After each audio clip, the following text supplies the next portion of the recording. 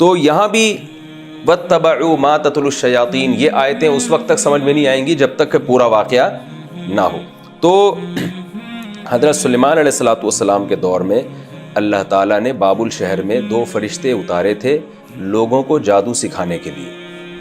ان کا مقصد یہ تھا کہ جب بھی نبی آتے تھے تو ظاہر معجزے ہوتے تھے ان کے پاس، تو بہت سے لوگ کنفیوز ہوتے تھے کہ بھئی جادو میں اور معجزے میں کیا فرق ہے، کیونکہ جادوگر بھی کرتب دکھاتے ہیں. آپ نے دیکھا ہوگا جو میجک شو یوٹیوب پر ہے نا، ٹانگیں کاٹ کے الگ کر دی، بعد میں ٹانگیں آپس میں جوڑ دی. لوگ کہتے ہیں واہ واہ بھائی، یہ نظر کا دھوکہ ہوتا ہے، حقیقت نہیں ہوتی ہے. لیکن عام آدمی کو تو نہیں پتہ چلے گا نا کہ حقیقت کیا ہے اور نظر کا دھوکہ کیا ہے. تو اب اللہ تعالیٰ نے ان لوگوں، اب جو انبیاء جب آتے ہیں تو وہ جادو نہیں ہوتا، وہ معجزہ ہوتا ہے. وہ حقیقت میں، وہ اگر ٹانگیں کٹ رہی ہوں گی نا، حقیقت میں کٹ رہی ہوں گی، جوڑ رہی ہوں گی تو حقیقت میں جوڑ رہی ہوں گی. تو پبلک کنفیوز ہو سکتی تھی کہ بھئی یہ جادو کیا ہے اور معجزہ کیا ہے. تو اللہ تعالیٰ نے بنی اسرائیل پر یہ رحم کیا کہ جادو اور معجزے کا فرق بتانے کے لیے فرشتے نازل کیے، وہ فرشتے تاکہ انسانوں کو جادو سکھائیں. اور فرشتوں نے ان کو بتا دیا کہ یہ جادو ہم تمہیں سکھا رہے ہیں، اس سے غلط استعمال مت کرنا، ہم ایک آزمائش ہیں. آزمائش کا مطلب جب ایک چیز دی جاتی ہے تو اس میں تمہاری آزمائش ہے کہ تم اس کو صحیح استعمال کرتے ہو یا غلط. صحیح استعمال کیا ہے کہ جب نبی معجزہ لے کر آئیں گے تو تمہیں پتہ چل جائے گا فوراً کہ یہ جادو نہیں ہے بلکہ یہ کیا ہے، معجزہ ہے، لہٰذا اس نبی پر ایمان لے کر آؤ. اور جب کوئی جادو، کوئی شعبدے بازیاں دکھائے گا تو تمہیں پتہ چل جائے گا یہ ڈرامے باز آدمی ہے، یہ پیغمبر نہیں ہو سکتا. تو یہ ہے اصل.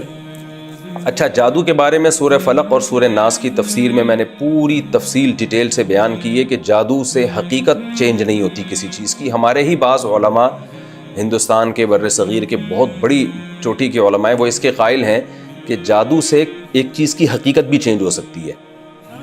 مثال کے طور پر جادوگر اپنے جادو کے زور سے انسان کو گدھا بنا سکتا ہے، جیسے کہ عبداللہ ابن عبد السلام رضی اللہ تعالیٰ عنہ، وہ یہودی سے مسلمان ہوئے تھے. انہوں نے فرمایا کہ مجھے نبی صلی اللہ علیہ وسلم نے کچھ ایسے کلمات سکھائے ہیں کہ اگر میں وہ کلمات نہ پڑھتا تو یہودی نہ مجھے گدھا بنا دیتے. تو اس سے علماء نے استدلال کیا ہے کہ جادو کے ذریعے انسان کو ماہیت چینج کرنا بھی ممکن ہے.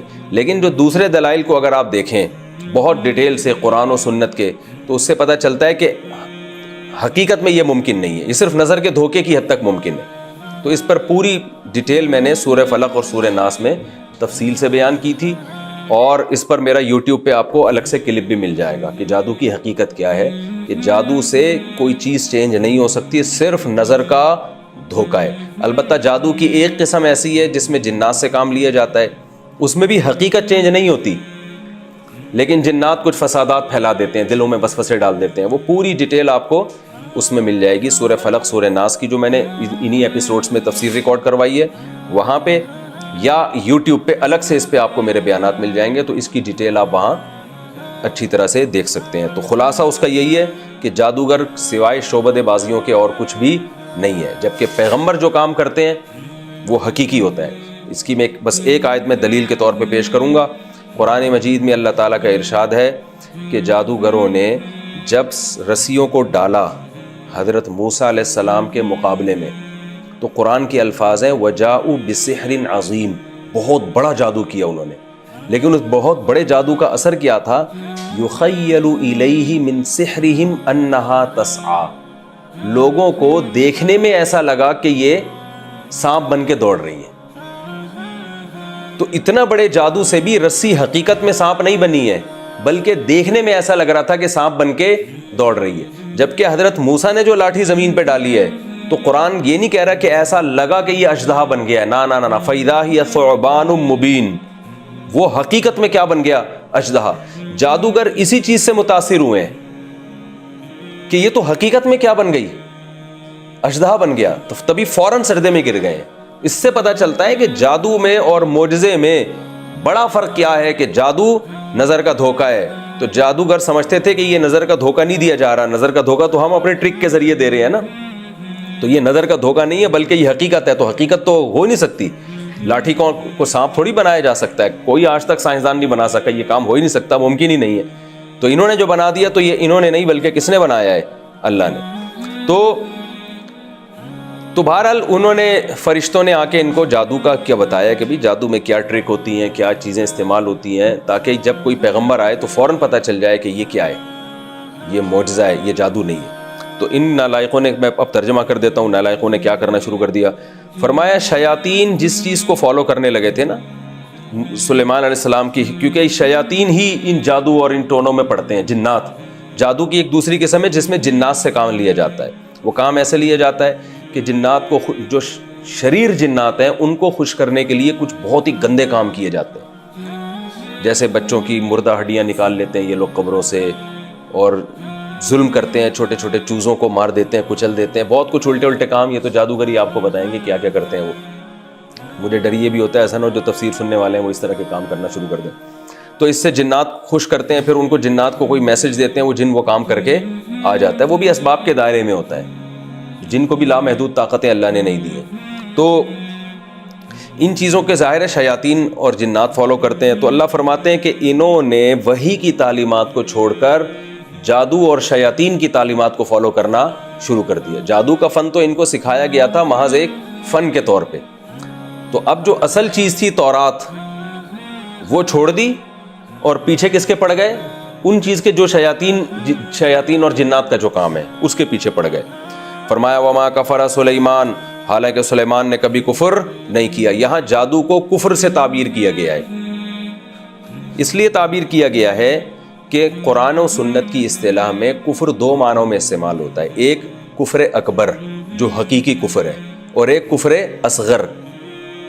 حقیقی کفر کیا ہے؟ اللہ کا انکار کرنا, غیر اللہ سے مدد مانگنا, یہ حقیقی کفر ہے. اور ایک کفر اصغر کیا ہے کہ اللہ کی ناشکری کرنا. جیسے حدیث میں آتا ہے نا جو نماز چھوڑ دے اس نے کفر کیا. تو یہاں ہم کفر سے کیا مراد لیتے ہیں؟ بھائی ناشکری کی اس نے. تو قرآن میں یہ کفر دونوں معنوں میں استعمال ہوتا ہے, لیکن فقہا کی ٹرم کیا ہے اصطلاح میں؟ کافر اسی کو کہیں گے جو حقیقت میں کافر ہو, ورنہ عمل کے لحاظ سے تو بہت سے مسلمان بھی کافر ہیں نا. کافر کا مطلب ناشکرے ہیں. تو اس لیے قرآن میں کفر کے دونوں معنی استعمال ہوتے ہیں. تبھی قرآن میں آتا ہے وَمَن لَّمْ يَحْكُم بِمَا أَنزَلَ اللَّهُ فَأُولَٰئِكَ هُمُ الْكَافِرُونَ, جو اللہ کے فیصلوں پر فیصلہ نہ کرے وہ کافر ہیں. تو اس لحاظ سے تو ہماری ساری عدالتیں کافر ہو گئیں, ٹھیک ہے نا. کون قرآن و سنت پہ فیصلہ کر رہا ہے؟ تو یہاں بھی کافر سے کیا مراد ہے؟ ناشکرے لوگ ہیں. تو یہاں بھی اللہ فرماتے ہیں سلیمان نے کفر نہیں کیا. تو اگر کفر سے حقیقی کفر مراد ہے تو اس سے وہ جادو مراد ہے جس میں انسان شرکیہ کلمات پڑھتا ہے. تو سلیمان علیہ السلام یہ جادو نہیں کیا کرتے تھے. اور اگر اس سے چھوٹا کفر مراد ہے تو اس کا بھی یہی مطلب ہے کہ اگر جادو میں شرک نہ بھی ہو تو بھی وہ کیا ہے؟ حرام اور گناہ کبیرہ ہے. جادو جب کیا جاتا ہے نا تو اس میں کبھی شرکیہ کلمات کہے جاتے ہیں, کبھی شرکیہ کلمات نہیں ہوتے. تو دونوں قسم کے جادو اسلام میں حرام ہے. چاہے وہ شرکیہ کلمات والے ہوں اس سے تو کافر ہو جائے گا انسان, اور شرکیہ کلمات نہیں ہے تو اس سے کافر تو نہیں ہوتا لیکن کبیرہ گناہ کا مرتکب ہوتا ہے. اور تمام علماء کا اس پر اتفاق ہے کہ جادوگر کی سزا اسلام میں قتل ہے. تبھی سعودی عرب میں یہ سزا نافذ ہے. وہاں کوئی پتہ چل جائے نا جادو کرتا ہے فوراً اس کی گردن اڑا دیتے ہیں. فرمایا وَلَٰكِنَّ الشَّيَاطِينَ كَفَرُوا, جنات تھے الٹے کام کرتے تھے, يُعَلِّمُونَ النَّاسَ السِّحْرَ, جو لوگوں کو کیا سکھاتے تھے؟ جادو. تو یہ جنات سے بھی انہوں نے جادو سیکھنے, یہ جو شیاطین سے ان لوگوں نے جادو سیکھنا شروع کیا. اور دو فرشتوں کو بھی اللہ نے نازل کیا. تو جنات سے تو جادو انہوں نے خود سے سیکھنا شروع کیا, جو شر ظاہر ہے وہ تو شر کا ذریعہ بنا. اور فرشتوں سے جو جادو سیکھنا شروع کیا وہ اللہ نے ان آزمائش کے لیے بھیجے تھے تاکہ ان کو جادو اور معجزے کا فرق پتہ چل جائے. فرمایا اور اس چیز کو بھی فالو کرنا شروع کیا انہوں نے جو دو فرشتوں پر نازل کی گئی بابل شہر میں, ہاروت اور ماروت. وما يعلمان من احد, چونکہ یہ فرشتے تھے تو یہ جب بھی کسی کو جادو سکھاتے تھے تو یہ کہتے تھے انما نحن فتنۃ, ہم محض ایک آزمائش ہیں, فلا تکفر, آپ نے کفر نہیں کرنا. کیا مطلب؟ اس جادو کو استعمال نہیں کرنا ہے, جادو کو استعمال نہیں کرنا. یہ جادو کرنے کے لیے نہیں بتایا جا رہا, حق اور باطل میں فرق کے لیے سکھایا جا رہا ہے. اس کی مثال ایسے جیسے آپ کسی کو کسی باطل مذہب کے بارے میں بتاؤ, یا آپ کسی خفیہ ایجنسی کو جوائن کر رہے ہو اور اس میں آپ کو چوروں کے طریقہ واردات سکھایا جا رہا ہو کہ چور کس کس طریقے سے چوریاں کرتے ہیں، تاکہ آپ یہ علم سیکھو اور چوروں کا پکڑنا آپ کے لیے آسان۔ آپ نے وہ جب 20 طریقے چوری کے سیکھے تو آپ نے کہا زبردست یار، اب میں تو باقاعدہ چوری کا ایک ڈپارٹمنٹ کھولتا ہوں، ادارہ کھولتا ہوں، ٹھیک ہے نا، اور اس میں اب تو میں چوروں کو اسپیشلسٹ بنا سکتا ہوں۔ آپ نے اپنا پورا بزنس شروع کر دیا اس پہ۔ تو یہ کہا جائے گا کہ آپ کو جس مقصد کے لیے یہ علم سکھایا گیا تھا، آپ نے اس کو غلط چیزوں میں استعمال کرنا شروع کر دیا۔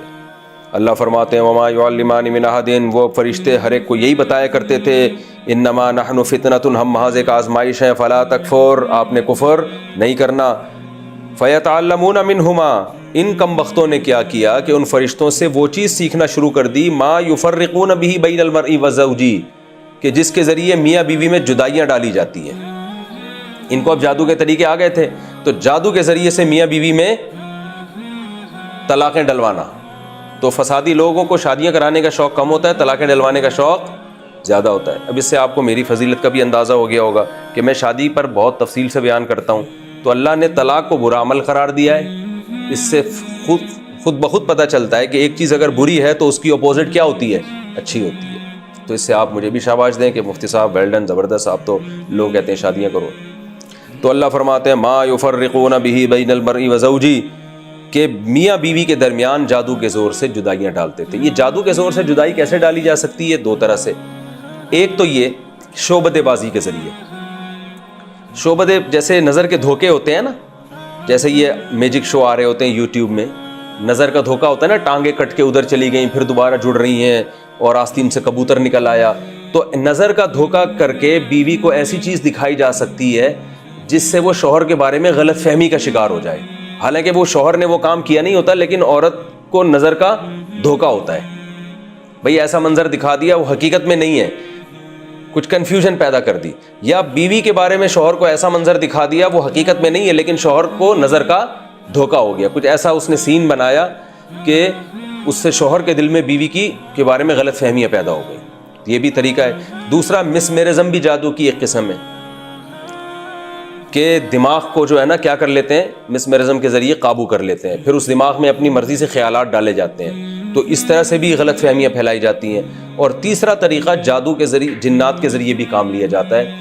وہی جو میں نے آپ کو بتایا کہ وہ کچھ جنات کو خوش کرنے کے لیے کچھ الٹے الٹے کام کیے جاتے ہیں، پھر ان کو کوئی میسج دیا جاتا ہے، پھر وہ جنات جا کے غلط فہمیاں پھیلانا شروع کر دیتے ہیں۔ سمجھ رہے ہیں؟ اس لیے میاں بیوی کو چاہیے کہ آپس میں جو ہے نا ایک دوسرے سے بلا وجہ بدگمان نہ ہوا کریں۔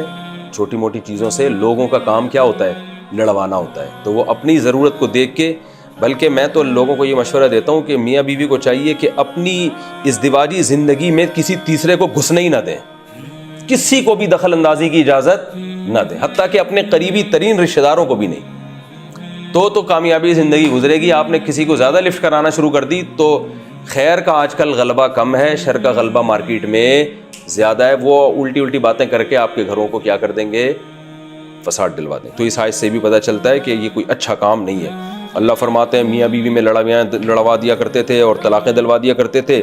وما هم بضارین به من احد الا باذن اللہ۔ اب ایک اشکال کا جواب ہے کہ اچھا جادوگروں کے پاس اتنی طاقت ہوتی ہے کہ طلاقیں بھی ڈلوا دیتے ہیں، تو پھر تو اب لوگ تو جادوگروں کو بڑا پروٹوکول دیں گے نا کہ یار جیسے مرضی ہیں لیکن پاور بہت ہے۔ تو اللہ فرماتے ہیں کوئی پاور نہیں ہے، اللہ کا اذن ہوتا ہے بعض دفعہ تو جادو کامیاب ہو جاتا ہے، تو اس میں اللہ کے ارادے کا دخل ہوتا ہے، اس لیے ان کو زیادہ پاورفل سمجھنے کی ضرورت نہیں ہے۔ دیکھیں ہر کام اللہ کے اذن سے ہوتا ہے نا، لیکن ہر کام میں اللہ نے یہ نہیں بتایا کہ اللہ کے اذن سے ہوتا ہے، ہوتا تو ہے۔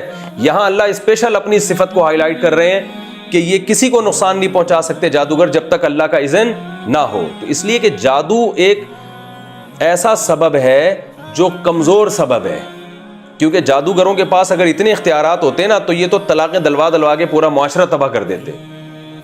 اور سیاسی لوگ جادوگروں کے پاس جاتے کہ اپوزیشن کو نیچے گرانا ہے، تو جادوگر کو اتنے پیسے دیے، اس نے عمران خان پہ کر دیا، عمران خان جادوگر کے پاس گیا، اس نے نواز شریف کو کر دیا، پھر تو یہ تو سارا نظام کیا ہو جاتا دنیا کا تل پٹ۔ تو اللہ فرماتے ہیں ان میں اتنی پاور نہیں ہے، ہاں یہ شر پھیلانے کی کوشش کرتے ہیں، تو بعض دفعہ اللہ کی مشیت شامل حال ہو جاتی ہے، اور اس میں اللہ کی حکمتیں ہوتی ہیں جو اللہ ہی بہتر جانتا ہے، کیونکہ دنیا میں شر بھی اللہ نے رکھا ہے اور خیر بھی۔ تو شر بھی اللہ کی مرضی سے میری مراد مشیت سے، شر پہ اللہ خوش تو نہیں ہوتا، لیکن شر اللہ کی مشیت اور ارادے کے بغیر ہوتا نہیں ہے. جیسے قرآن مجید میں اللہ کا ارشاد ہے ان تکفروا، اگر تم کفر کرو گے تو وہ کیا ہے، نہیں، ان تشکروا یرضہ لکم، اگر شکر کرو گے تو اللہ اس پہ خوش بھی ہوگا، اور کفر کرو گے تو کفر ہو تو جائے گا لیکن اللہ اس پہ خوش نہیں ہوگا. تو کفر ہونے تو دیتا ہے اللہ تعالیٰ.